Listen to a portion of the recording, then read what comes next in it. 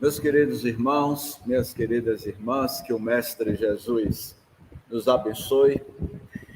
Sempre é uma grata alegria retornar a esta casa. O César, que no mês de maio está completando 24 anos, eu me recordava que a minha primeira experiência no César, há uns 18 anos aproximadamente, é uma casa tão simples, e hoje é esta instituição que nos acolhe.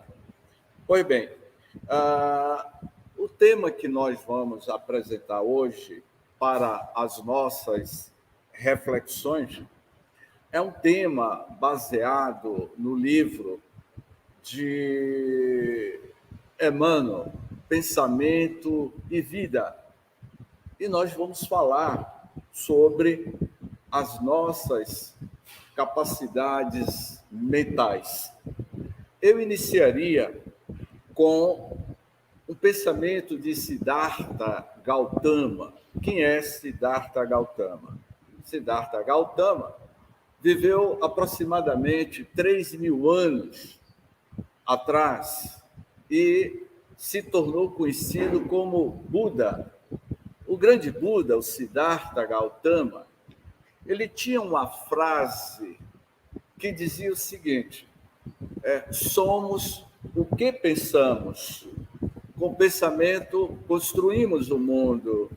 O mundo nada mais é do que a criação mental dos seus próprios moradores. Portanto, a nossa mãe Gaia, o nosso planeta Terra, com a sua população de 8 bilhões de criaturas humanas, pensando, ela é o que cada um de nós pensamos. Portanto, quando o espírito de Emmanuel, através da psicografia de Francisco Cândido Xavier, ao escrever o livro Pensamento e Vida, ele inicia dizendo o seguinte: o nosso pensamento cria a vida que procuramos através de nós mesmos.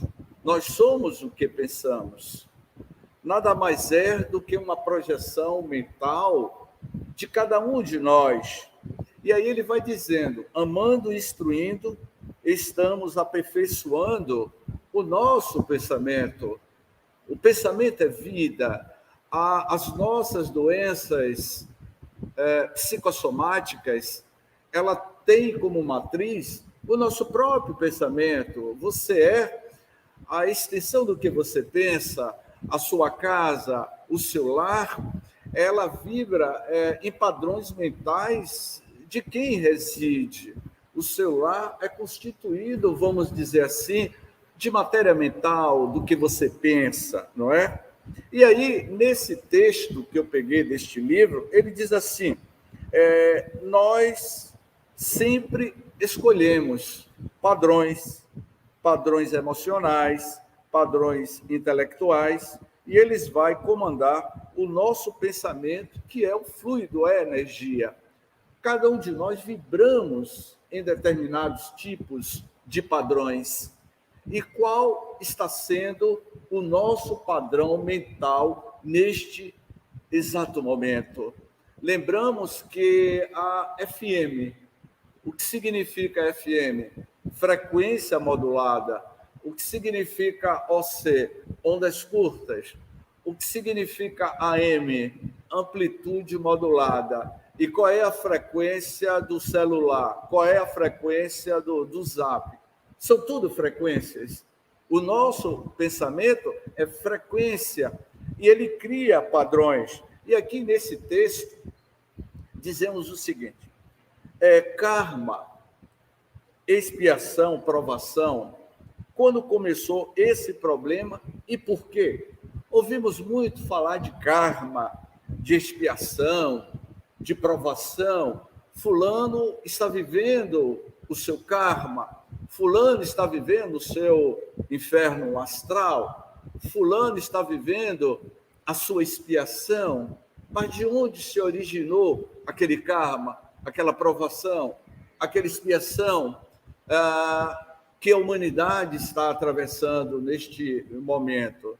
Será que era um karma coletivo, uma expiação coletiva, quando a pandemia fez com que o planeta entrasse em lockdown em 2020 e que ceifou e ainda continua tirando vidas? 6 milhões de pessoas perderam a vida por conta do coronavírus. 500 milhões de pessoas se infectaram em todo o mundo. E aí a gente pergunta, mas será que é uma expiação, um karma coletivo da humanidade?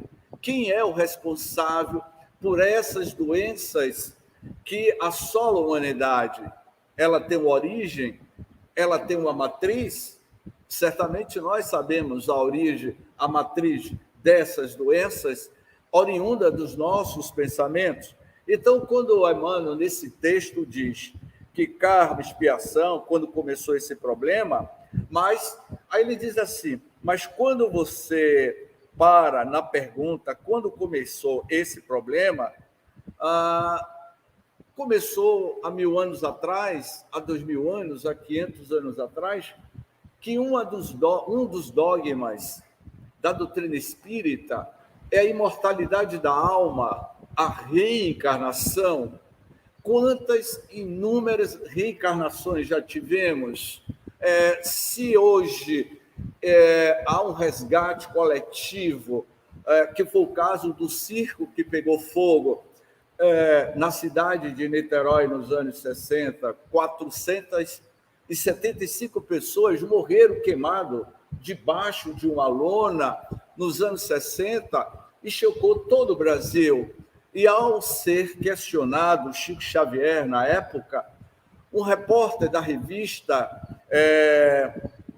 Manchete, era uma grande revista de circulação dos anos 60 aqui no Brasil, e o Chico deu a entrevista e perguntaram a Chico o que é que levou aquelas 475 pessoas a morrerem debaixo de uma lona queimado no Rio de Janeiro, em Niterói. E o Chico vai responder de forma tão lógica: meus irmãos, aquelas pessoas que tiveram essa morte tão terrível eram aqueles ex-romanos ao tempo de Jesus, no Coliseu Romano, quando jogavam os cristãos às arenas. 1960 anos depois, se reunia debaixo de um circo espíritos, indivíduos que em uma vida, na época de Roma, tinham outra personalidade e que ali eles estavam, de certa forma, resgatando algo que fez há 1900 anos atrás. E aí faz a gente pensar que cada um de nós somos os construtores da nossa jornada ao longo da nossa vida, porque a doutrina espírita nos apresenta que nós somos ser imortal, somos o princípio inteligente do universo. E o que é o princípio inteligente do universo? O espírito. Você é uma centelha, você é um clarão, e na qualidade de ser esta luz, você periodicamente está no corpo físico.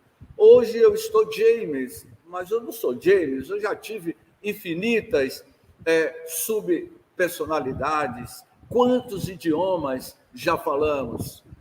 Quantos relacionamentos já tivemos? Quantas profissões já realizamos? Eu tenho uma amiga, ela é da Paraíba, nordestina, nasceu no território brasileiro, na Paraíba, 100% paraibana, e hoje ela mora nos Estados Unidos, há 25 anos que ela mora lá nos Estados Unidos.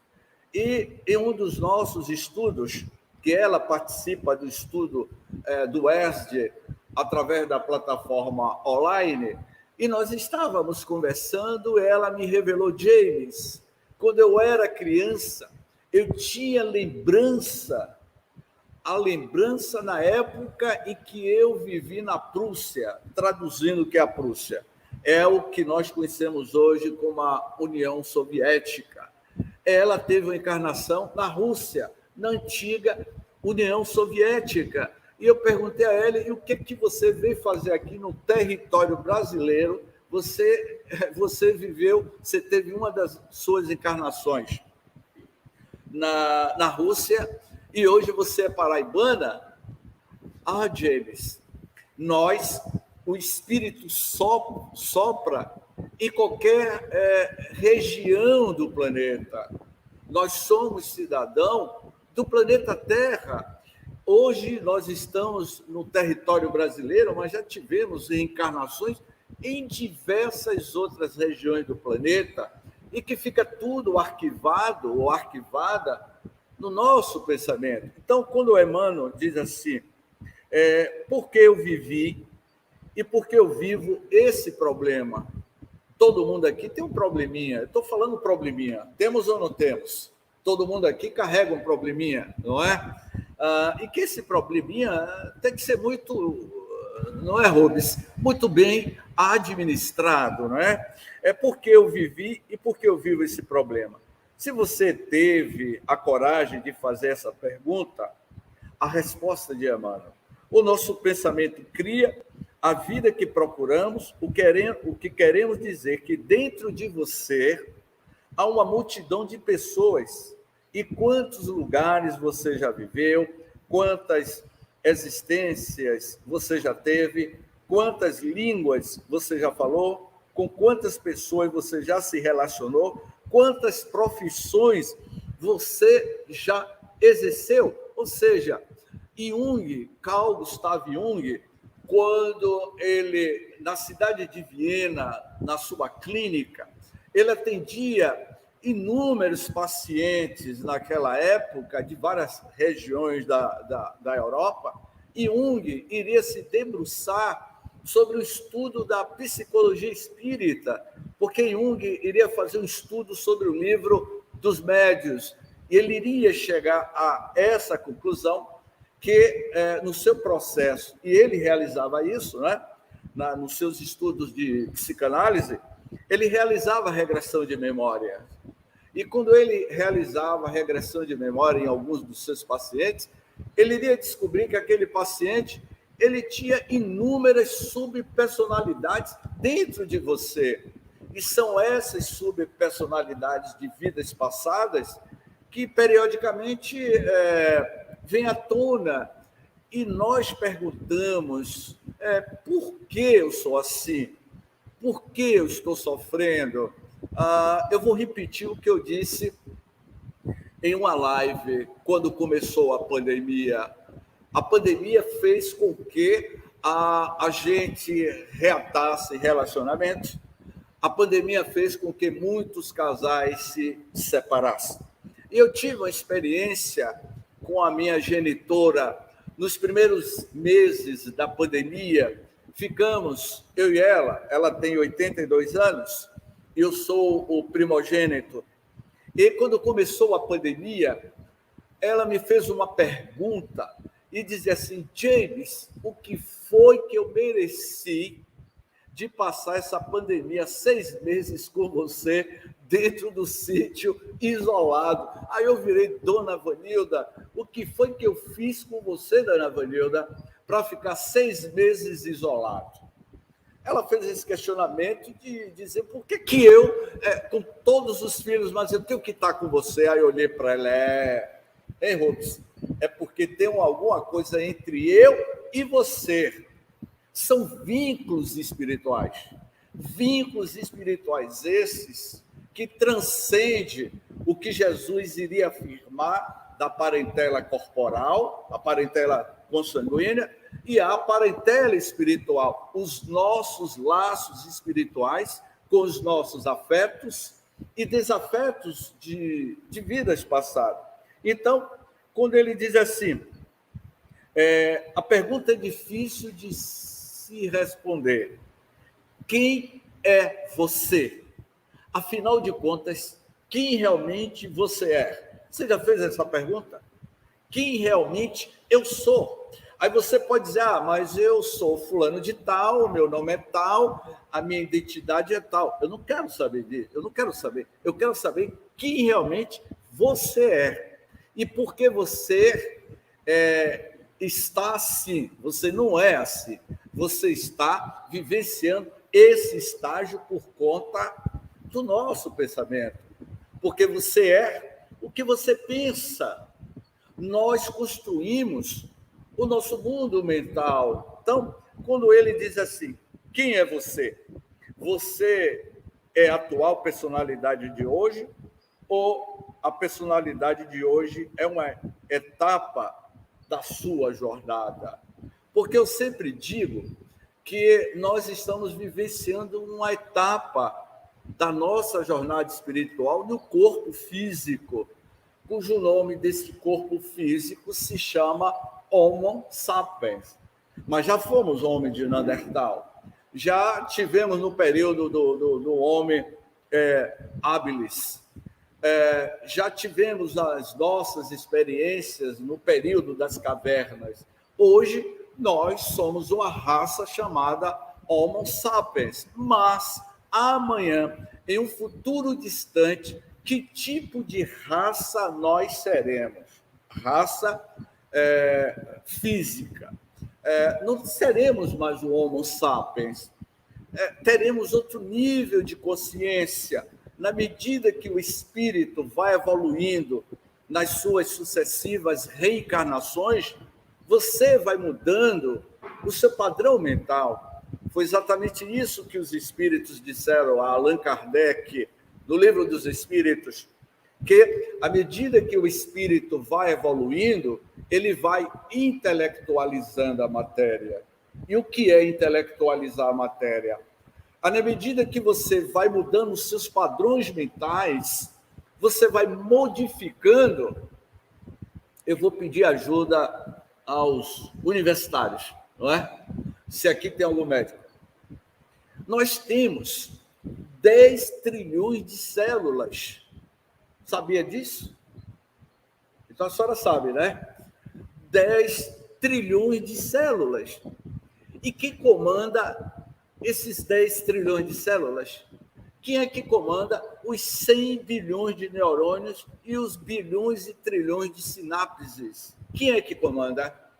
O princípio inteligente do universo, que é o espírito. Então, na medida que o espírito vai evoluindo moralmente, eticamente e espiritualmente, ele vai modificando os padrões do nosso corpo físico. Você se torna muito mais leve, muito mais solto. Você começa a ter um estado de bem-aventurança espiritual dentro do seu mundo íntimo. Porque o que comanda o corpo físico é o espírito. O espírito que comanda, o pensamento, o cérebro nada mais é do que um instrumento muito rudimentar na Terra para que este princípio inteligente se manifeste. Portanto, quando ele diz que há padrões emocionais, afetivos, mentais, que têm determinado as suas escolhas, que têm conformado a sua vida, que têm estabelecido os limites, limitações, talvez provações. Não foi imposta por ninguém, não é karma, não é expiação, não é provação, é simplesmente o seu pensamento criando a vida que você procura. Então, é você, somos nós, que criamos as situações em que nós estamos envolvidos.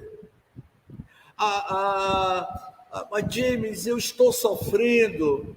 A gente nunca deve se colocar na posição de coitadinho de mim, de vítima, porque ninguém aqui é vítima. Se nós estamos passando por algum processo de dificuldade, ela tem uma origem, ela tem um motivo de ser, e geralmente são as nossas formas, pensamentos.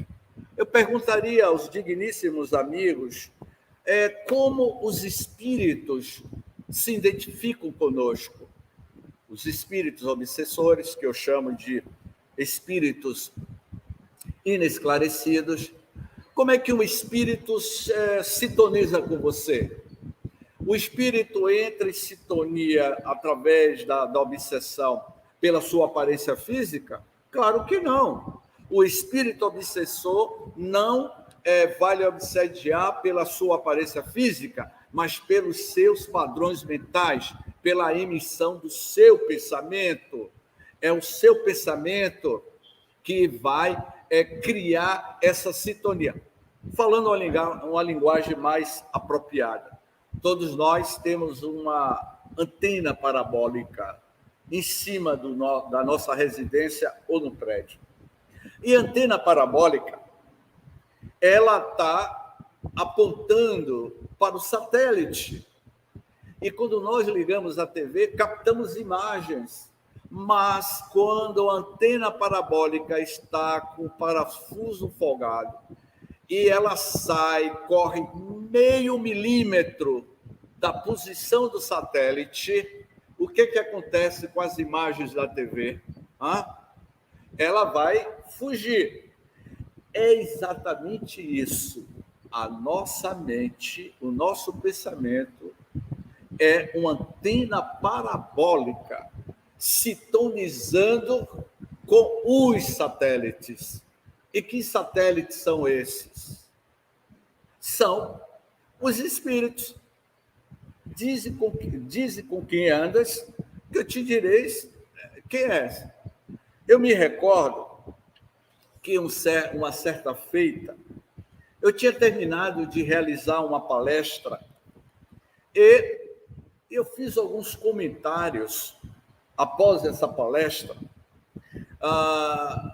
no interior, lá na cidade de Mundo Novo, que eu comentava com o Laércio.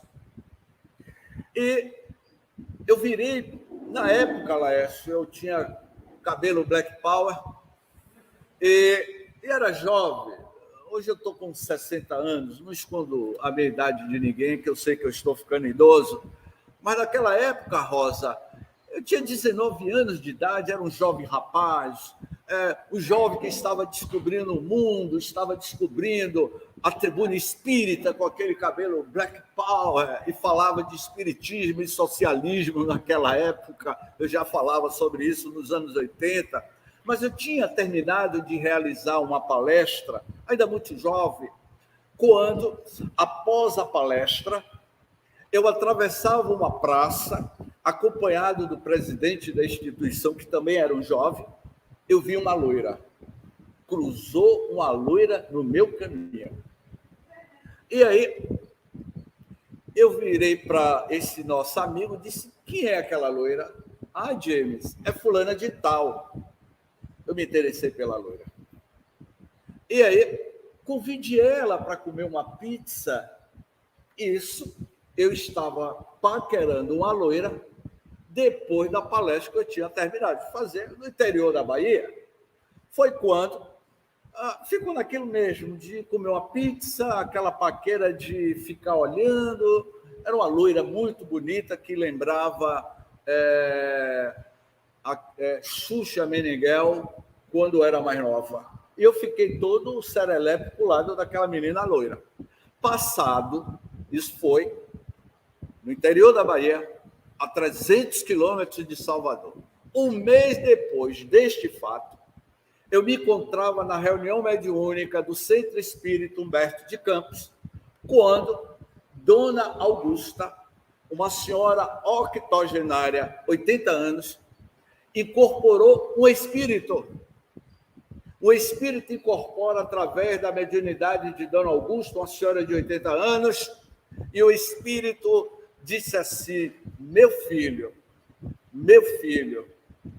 lamentável o que você fez há poucos dias atrás. Aquele seu comportamento não é um comportamento de um jovem espírita que sai pregando o evangelho de Jesus. Meu pai, na época, era o diretor da reunião mediúnica, e meu pai, meu irmão, do que se trata? Eu estou dando recado a seu filho, ele sabe muito bem do que eu estou falando. Foi aí que eu descobri que aquele espírito iria dizer: meu filho, se você se comprometesse com aquela jovem moça, você iria mudar completamente o destino da sua vida, da sua jornada. Aquela jovem moça não tem nada a ver com o seu programa reencarnatório. Foi daí em diante que eu descobri que os espíritos estão sempre nos observando, sempre em sintonia conosco. Eu contei esse caso para que fique bem claro que o nosso pensamento está constantemente ligado ou ligada à questão 459, não é, Rosa? Do Livro dos Espíritos. A questão 459 diz o quê? Os espíritos influenciam em nossas vidas bem mais do que vocês imaginam. De ordinário são eles que vos conduzem o vosso pensamento. Nós estamos constantemente sendo influenciados direta ou indiretamente pela a outra sociedade. Que sociedade é essa? Dos espíritos desencarnados. Então, quando Emmanuel vai dizer neste texto a vida espiritual, na sua amplitude, é uma trama de escolhas e consequências, no erro e punição, escolhas e consequências que cada um de nós criamos. As nossas escolhas, se você escolheu seguir determinado caminho, é o seu livre-arbítrio. Nós recebemos intuição, recebemos inspiração, e é você que, dentro das suas escolhas, você pode ter consequências positivas e consequências negativas. Portanto, quando ele diz que toda a sua vida, tudo o que te acontece, todas as suas relações são pedacinhos de você mesmo, são reflexos de nós mesmos. Quer ver um exemplo? Eu vou repetir o que aconteceu comigo hoje aqui à tarde, no estudo do Evangelho. Não é?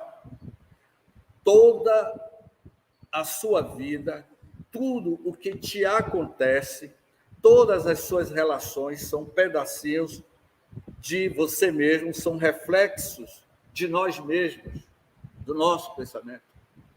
O meu amigo Elísio, ele se aproximou de mim hoje, mais cedo, num grupo de estudos, e começou a aplicar o passe. E no momento que ele estava aplicando o passe, primeiro eu vi a imagem de um senhor usando um terno, aquele terno que se usava na década de 50, era um terno todo branco, bem gomado e com um chapéu branco.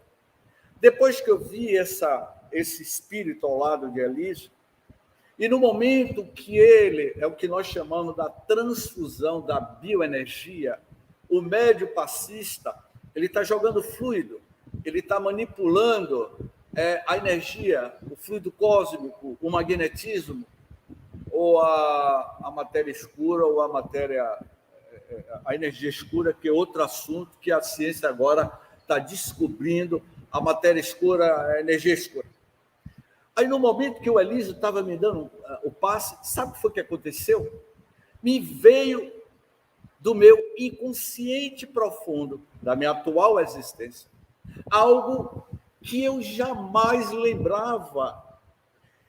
No momento que ele me aplicava o passe, eu lembrei quando eu tinha 7 anos de idade e que eu estava no fundo do quintal da minha casa e que tinha uma caixa d'água feita de cimento, e eu em pé, ao lado dessa caixa d'água, com um barquinho verde e amarelo. Eu me lembrei disso, porque ele me deu passe. Ou seja, esse passe fez com que ativasse alguns padrões mentais que está arquivado na minha consciência de infância e que me trouxe à tona a lembrança. Então, nós somos esses pedacinhos de lembranças. Muitos de vocês já devem ter tido esse tipo de experiência, de você sentir um cheiro de um perfume, que a gente chama de mediunidade olfativa. Você sente um cheiro de um perfume e você lembra a sua época de infância.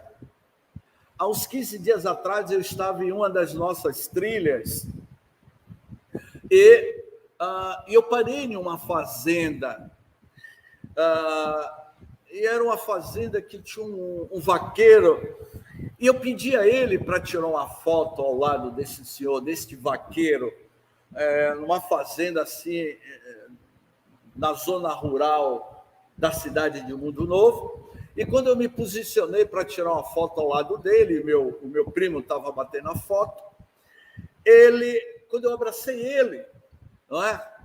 Aquele homem simples. E aí ele começou a sacudir a roupa e disse assim: Ih, rapaz, eu estou cheio de carrapato. Quando ele falou que estava cheio de carrapato, eu disse assim: se eu tirar o braço de cima dele, ele vai perceber que eu estou rejeitando a ele. Eu vou correr o risco de pegar um carrapato? Não, vou correr esse risco. E aí, eu corri o risco. 6 dias depois, quando eu voltei para Salvador, eu trouxe um companheiro, pequenininho, um carrapato debaixo do meu pescoço. E aí, quando eu estava tirando aquele carrapato com a piche debaixo do meu pescoço, que me deixou uma ferida, eu me lembrei de meu pai. Porque aquele carrapato, eu lembrei de meu pai, quando meu pai era vaqueiro, e que quando eu era criança, ele me contava da época que ele era vaqueiro, e que os carrapatos, às vezes, faziam parte da vida dos vaqueiros. Vocês perceberam? Eu diria ainda mais. O mundo espiritual em que nós iremos habitar, ele será constituído da matéria mental de cada um de nós. Que tipo de túnica nupcial, meu amigo Laércio, que tipo de túnica nupcial eu utilizarei no mundo espiritual? Que tipo de aparência eu terei no mundo espiritual? Já fizeram essa pergunta? Ei, meu professor, já fizemos essa pergunta? Que tipo de aparência você terá? A aparência que você terá no mundo espiritual vai ser de acordo com suas formas de pensamento. Aquela jovem moça de nádegas volumosas, nos anos 70, em uma cidade de uma capital brasileira, aqui em Salvador, você mais preciso. Esse fato ocorreu aqui em Salvador nos anos 60. Essa jovem moça tinha uma nádega altamente volumosa. E ela usava uma roupa apertada no seu corpo e mostrava a silhueta do seu corpo. E quando ela passava pelas ruas de Salvador, os homens diziam: lá vai uma serpente. Ela tem um corpo de uma serpente. Ela levou a vida inteira dela ouvindo isso, esse tipo de perguntas de homens de pensamentos inescrupulosos e que via naquela mulher apenas um instrumento de prazer. Ela parece uma serpente quando está caminhando. Ela levou a vida inteira dela ouvindo isso. E o que foi que aconteceu? Ela desencarna, vai narrar de volta, em um dos seus desdobramentos espiritual, que essa senhora, essa moça desencarna, e quando ela chega no mundo espiritual, a ideoplastia. O que é a ideoplastia? O pensamento. Você vai pensando, e você vai moldando. E aí Divaldo narra que em uma das regiões de sofrimento, no trabalho de desobsessão para resgatar espíritos sofredores, a equipe que o Divaldo fazia parte, vai resgatar esse espírito de uma região de sofrimento que ela tinha, uma metade de mulher e uma metade de um rabo de uma serpente. Ou seja, o pensamento, ele vai plasmar no nosso perispírito. E você vai dar vida. Se eu disser, meus queridos irmãos, naquele momento, Maria Madalena atravessava o lago de Genezaré. Era por volta das 3h da manhã, a lua estava cheia e o reflexo da lua refletia no espelho d'água do mar de Genezaré. O barco ancorou do outro lado.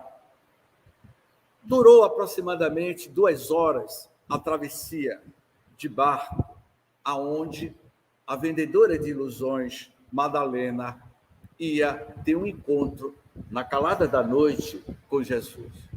Ao chegar do outro extremo do lago, Maria Madalena desce do barco e vai em direção à casa de Simão Pedro.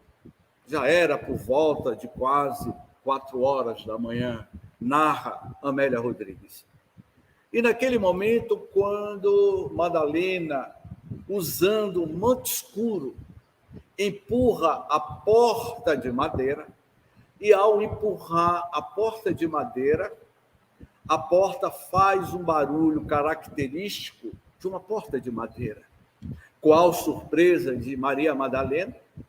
Quando ela chega na sala, ela encontra Jesus sentado à mesa. E Jesus vai dizer a Madalena, Madalena, eu estava lhe aguardando. E Madalena pergunta, mas Rabi, como você sabe o meu nome? E Jesus responde, eu conheço todas as minhas ovelhas. Pois bem, quando eu contei essa história, o que foi que vocês imaginaram? O que foi que vocês imaginaram? O que vieram à mente de vocês? Eu tenho a noite toda aqui para esperar. Eu sei que eu tenho que terminar a doutrinária, mas eu tenho a noite toda aqui para esperar, que eu não tenho pressa. Vocês imaginaram a lua, imaginaram Madalena. Então, assim somos nós no mundo espiritual. Você vai habitar a região espiritual de acordo com os seus padrões mentais. Portanto, quando nós, nas nossas considerações finais, dizemos o seguinte, não é? Dizemos o seguinte: cada coração que se relaciona conosco é como um terreno que possui as suas áreas cultivadas e as suas áreas não cultivadas. Então, quando você trava relação com amigos espíritas, relacionamentos de afinidades ou não, você está criando padrões mentais, padrões de sentimentos. Todo coração possui áreas não cultivadas. Significa que o coração humano é um terreno de possibilidades. E, às vezes, o que você está colhendo de alguém não é propriamente o que essa pessoa tem, é o que você plantou. Esse é o cultivo, é o que você está semeando e está colhendo. Se você planta, você colhe. E o que é que nós estamos plantando? E que tipo de colheita nós estamos aspirando em ter? O seu pensamento. Quando eu falei da FM, da UC, são frequências. Quando você está ouvindo um pagode, é na boquinha da garrafa, não é? Fui longe, né? Na boquinha da garrafa. Obrigado. E que tem músicas, eu não digo música, mas são letras que faz apologia à violência, apologia à droga. A maioria dessas músicas faz apologia à sexolatria. Então, quando você está ouvindo uma música que faz a apologia à pedofilia, à sexolatria, e que trata a mulher como instrumento de baixo escalão, que tipo de vibração mental você está criando? Que tipo de conexão mental você está criando? Ouvindo aquela música que leva os seus plexos, a sua energia Kundalini para as partes mais vil da relação humana. Mas quando você muda de frequência e vai para uma música clássica e começa a ouvir Sebastião Bach, a música Jesus, Alegria dos Homens, você muda o padrão. Você sai de um pagode e ouve uma música clássica, Jesus, Alegria dos Homens, feita por Sebastião Bach. Você muda o padrão. Então, nosso pensamento, ele está constantemente mudando esses padrões. E aí Emmanuel vai encerrando e diz: a doutrina espírita faz um convite profundo a cada um de nós. Ele nos pede um passo adiante, de reconstruir-se, de aproximar o nosso pensamento, as nossas ideias, os nossos sentimentos ao padrão do Cristo, para que a nossa vida passe a refletir padrões da vida do Cristo. Não é isso que nós estávamos estudando hoje no estudo do Evangelho? Crie novos padrões, padrões com Cristo. Mas, James, eu estou sofrendo. Mas por que você está sofrendo? E eu comentava hoje no estudo de um amigo nosso: James, eu estou em uma depressão profunda. Eu estou no poço da depressão. E eu perguntei a ele: você já chegou lá embaixo? James, eu já estou para lá do poço. Eu disse: pô, você foi mais a fundo aí? Eu estou mal, James. Estou muito mal. Eu me separei há muitos anos atrás, eu passei por dificuldades na minha vida, estou desempregado, a mulher me largou e eu estou passando dificuldades. E eu disse assim para ele: meu amigo, você não foi o primeiro e não será o último. Mas, James, eu estou com um vazio existencial dentro de mim.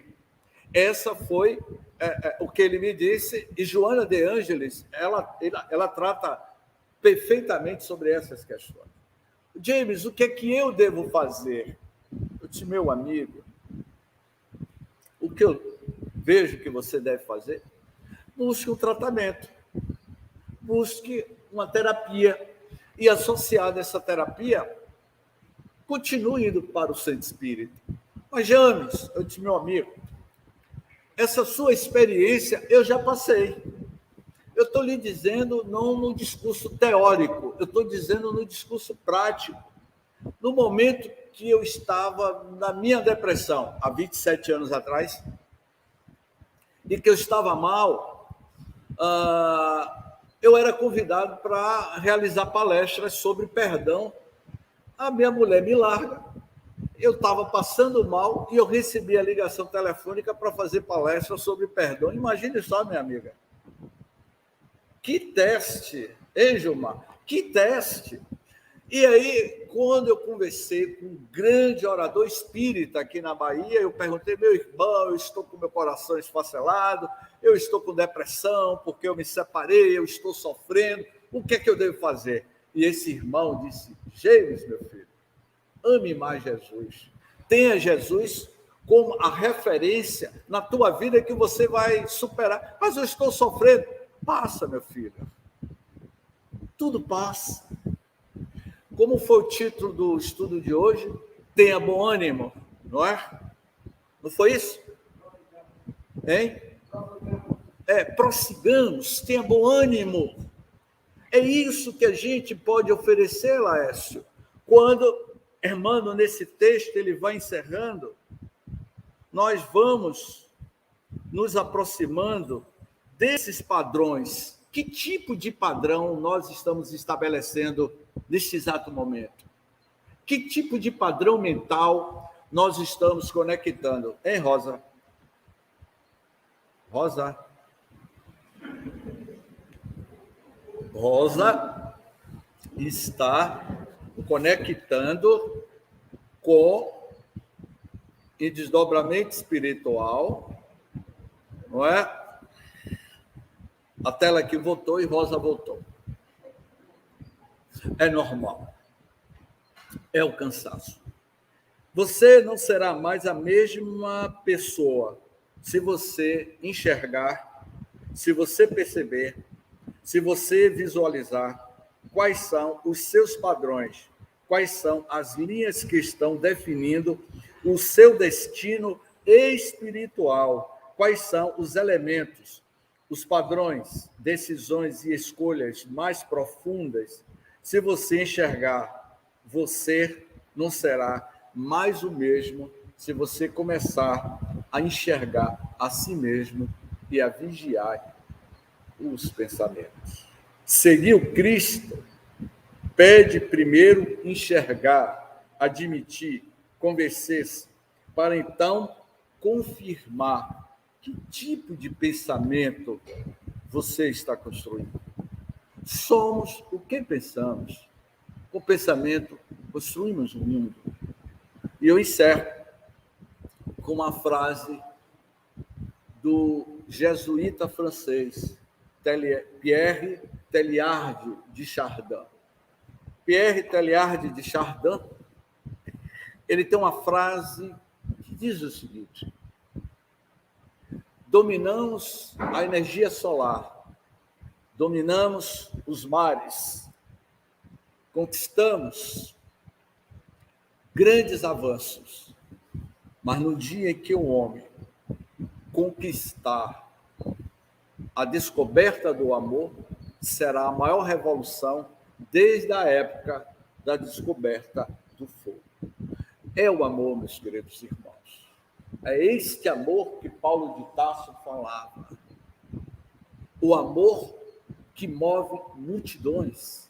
Quando você ama, você realiza a maior revolução do mundo. E esta revolução no mundo é a revolução no nosso pensamento, na nossa alma. Portanto, o pensamento cria a vida que cada um de nós estabelecemos. Nós somos o que pensamos e com o pensamento construímos o mundo. Buda. Muita paz, que Jesus nos abençoe.